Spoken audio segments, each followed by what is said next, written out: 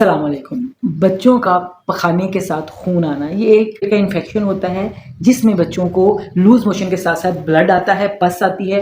बच्चों का बाज़ दफ़ा पेट में बहुत सख्त दर्द होता है, मरोड़ होते हैं, नौजिया और वॉमिटिंग स्टार्ट हो जाती है और यूरिन भी कम हो जाता है और ज़्यादा मोशन आने की वजह से डिहाइड्रेशन भी हो जाती है। तो हम देखेंगे कि डायसेंट्री की रीजंस क्या हैं, इसका क्योर क्या है और उसकी प्रिकॉशंस क्या है और इसको हम कैसे हैंडल कर सकते हैं।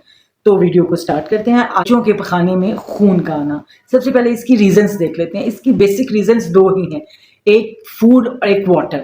खाना जब जो खाना अच्छी तरह कुक करके नहीं पकाया जाता, खाने को पकाने से पहले अच्छी तरह वॉश नहीं किया जाता, तो खाने के जरिए ये बैक्टीरिया, ये जरासीम हमारे पेट में अंतड़ियों में दाखिल होते हैं, जहां पर ये सोजिश करके डायरिया का सबब बनते हैं। तो बच्चों को बार बार लूज मोशन विद पस विद ब्लड स्टार्ट हो जाते हैं। और अगर पानी जो है जो फिल्टर्ड ना हो, अच्छी तरह उबाला ना हो और ख़राब पानी इस्तेमाल किया जाए तब भी डायरिया हो जाता है। और अगर बाहर का बना हुआ खाना बहुत ज़्यादा बच्चे यूज़ करें देन भी उनको डायसेंट्री होने के इम्कानात ज़्यादा होते हैं। ये सिम्टम्स तो मैं आपको बता चुकी हूँ कि पेट में बहुत शदीद दर्द होता है, खेलते खेलते और लूज मोशन स्टार्ट हो जाते हैं, एक के बाद एक, एक के बाद एक, एक के बाद एक पेन के साथ। तो उसके बाद उसके अंदर पानी की कमी हो जाती है जो बाज़ दफ़ा लाइफ थ्रेटनिंग कंडीशन हो जाती है। तो कौन से लैब टेस्ट करवाने चाहिए? अगर आपके बच्चे को डायरिया हो गया है, लूज मोशन बहुत ज़्यादा आ रहे हैं, वो बहुत ही गनूदगी में जा रहा है और डिहाइड्रेशन हो रही है, तो आपको उसको डॉक्टर के पास लेके जाना है फौरी से पहले। और अगर उसके लूज मोशन स्टार्ट हुए हैं तो आप उसको साथ ही ORS का पानी जो है वो स्टार्ट करवा दीजिए और उसकी हाइजीन का बहुत ख्याल रखिए। खाना जो है वो नरम ग़िज़ा दीजिए, जिसमें खिचड़ी हो सकती है, जिसमें दालों का सूप हो सकता है, जिसमें उबला हुआ पानी हो सकता है, ORS हो सकता है।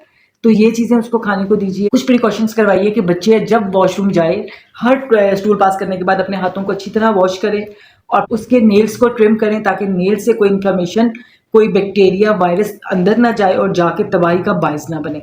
उसके बाद आधा घंटे से ज़्यादा पानी में भिगो के रखें, अच्छा साफ़ सुथरा करके पकाएं और उस बच्चे को भी खाने को दें। और जब आप गोश्त पकाएं तो आप उसको फुल कुक करें, उसको हाफ कुक नहीं करें कि कोई बैक्टीरिया अंदर जाने का चांस है। अब देखते हैं कौन से टेस्ट हैं जो करवा लेने चाहिए। आपको कंप्लीट स्टूल एग्जामिनेशन टेस्ट करवाना चाहिए, आपको कल्चर सेंसिटिविटी टेस्ट करवाना चाहिए, जिससे आपको पता चलेगा कि किस किस्म के बैक्टीरिया ने हमला किया और इससे किस तरह हमने निपटना है, तो इसको हमने किस तरह हैंडल करना है। और डायसेंट्री के केस में भी होम्योपैथिक बच्चों को कभी तनहा नहीं छोड़ती।